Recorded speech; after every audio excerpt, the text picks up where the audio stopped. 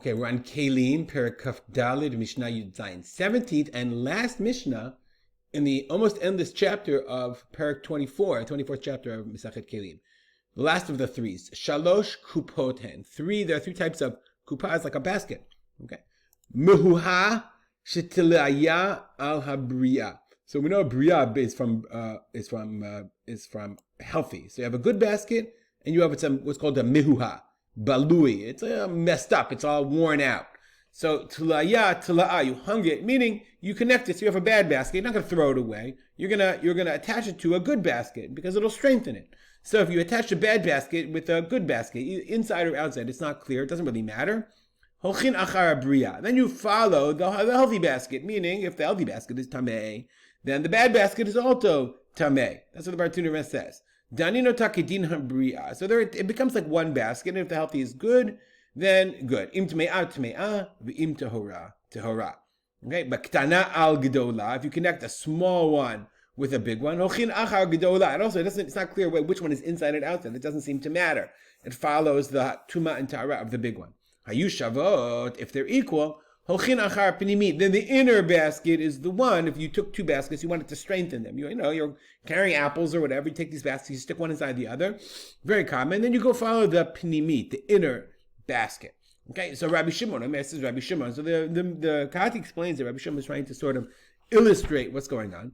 Kaf moznayim shetilaya al shulei mecham. So you have this moznayim. Moznayim is a scale. So you take one of the bottoms of the scale and you connect it to the bottom of your mecham, of your pot.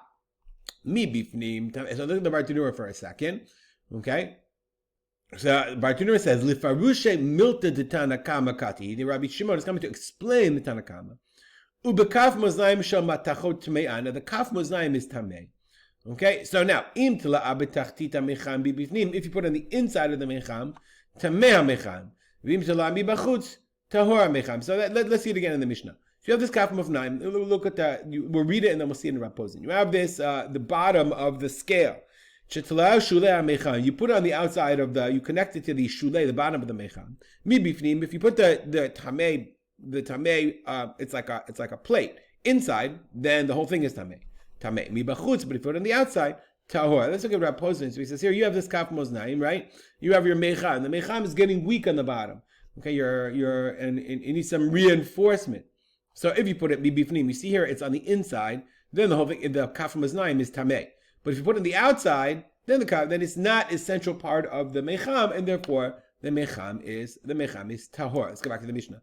Tilaya al tzida. If you somehow connected it on the side, bein bifnim, bein bachutz, either on the inside or the outside, for whatever, that's not essential to the actual mecham itself. Let's just say he does it. The reason he drew it this way is because you put it on this side. So if you connected it on the side, right, inside or outside, nonetheless, it's not considered an essential part, and therefore this tamei piece doesn't make the whole thing tamei. I'll just point out that if you go back to the Mishnah, the Bartuner has a nice little summary at the end about this whole chapter. I'm not going to go through the whole thing, but he explains basically all the rules that we've learned. You can have midras, tamei mei, tahor miklum, hara'ili shchiba. That which you can lie on is tamei midras.